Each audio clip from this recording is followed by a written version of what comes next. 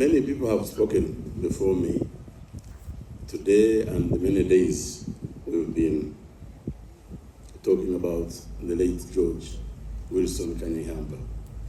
And many points, many important points, have already been made by previous speakers. Allow me, therefore, to offer some reflections with the nuance of someone who had the privilege of being a close colleague and friend.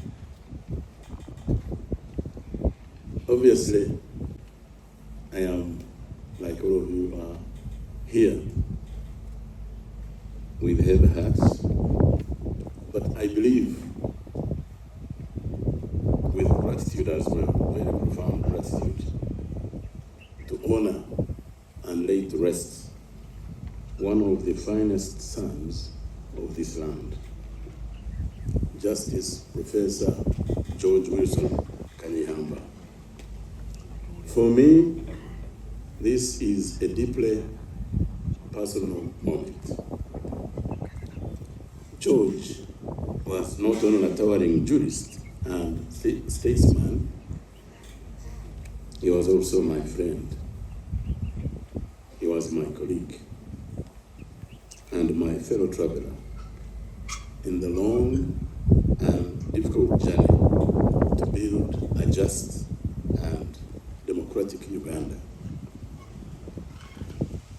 I first knew of him by reputation, a brilliant academic, a passionate advocate for justice, and an uncompromising defender of human rights. When I entered law school at Makerere, he had already blazed a trail as a respected law lecturer. In time, I came to know him more closely, and we worked together in government and in the broader struggle for national renewal.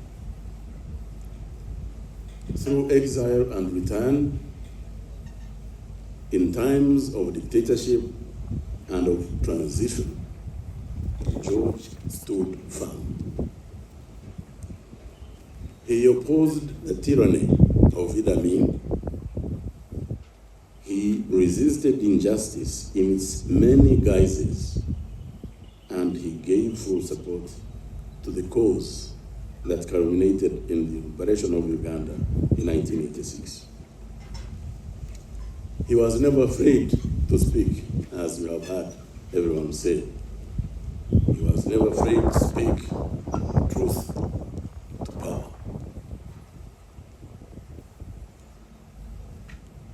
Because he believed that the law, to be worthy of the name, must be rooted in justice. And justice must be rooted in courage.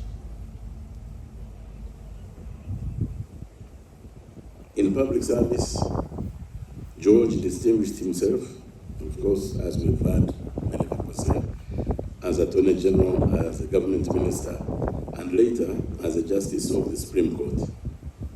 His work on the bench was informed not just by legal precision, but by deep moral conviction. His judgments were clear, independent, and principled, even when they provoked controversy, even when they stood alone. He also served with distinction as a judge of the African Court on Human and People's Rights, extending his advocacy for justice and human dignity to the African continent. George, of course, as you heard everyone who spoke even today say, was a prolific writer, authoring many important books. He used well-constructed and lucid prose to articulate complex legal and constitutional concepts clearly, ensuring that his ideas could be understood by everyone.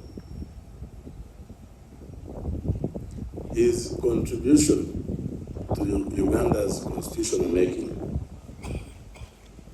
were substantial. Although actively engaged throughout the entire process of constitutional promulgation, his enduring contributions were most clearly seen in his leadership as the chairman of the Legal and Drafting Committee of the Constituent Assembly. I happen to be the then chairman of the caucus of the movement in the Constituent Assembly. And all these things that we determined in the plenary session had to be cleared by the caucus, because we took positions in caucus meetings which we formally presented in the plenary session. And it came to the chapters, especially that George had handled. I'm happy to inform you that we had least problem, we had least debate, because they were clear they had been done by expertise. So in the Constitutional Assembly, his intellectual rigor and clarity helped to craft a constitution that still embodies our national aspirations. And in the few years he was in the judiciary, his judicial style reflected moral clarity and boldness, particularly in his defense of democratic principles and the rule of law. He rejected legal formalism when it conflicted with the Constitution of Uganda, or the spirit of our Constitution. He believed in using the law to promote justice rather than mere upholding technicalities. In fact, the provision in Article 126, Sub-Article 2, Paragraph F, which says that in adjudicating cases, the courts shall administer substantive justice without due regard to technicalities, was George Kanyehamba's brainchild.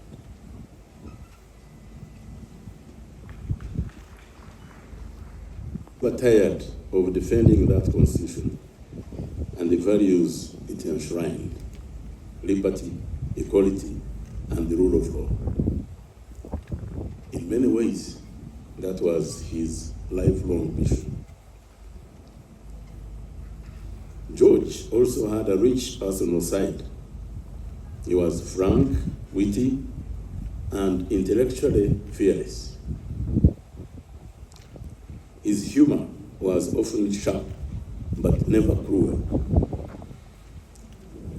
He challenged us all not to win arguments, but think harder, to act better, and to remain faithful to principle.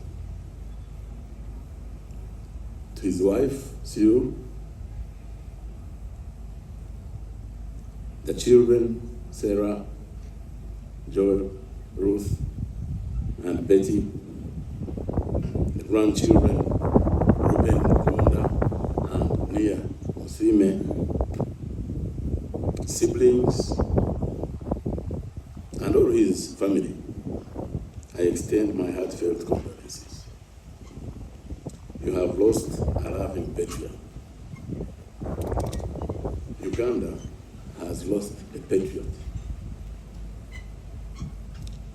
The judiciary has lost a champion of its independence. And I have lost a dear friend. But though we grieve, let us also be thankful for a life so fully lived, for a legacy so deeply etched into a nation's legal and moral fabric. Death can never take a good man away. For in the hearts of the people he inspired, the legacy remains and is continuous throughout generations. So, as I conclude, I hope you'll allow me, the timekeeper here, to read you in the last stanza of a hymn that speaks powerfully to the comfort of our faith and the hope we hold even in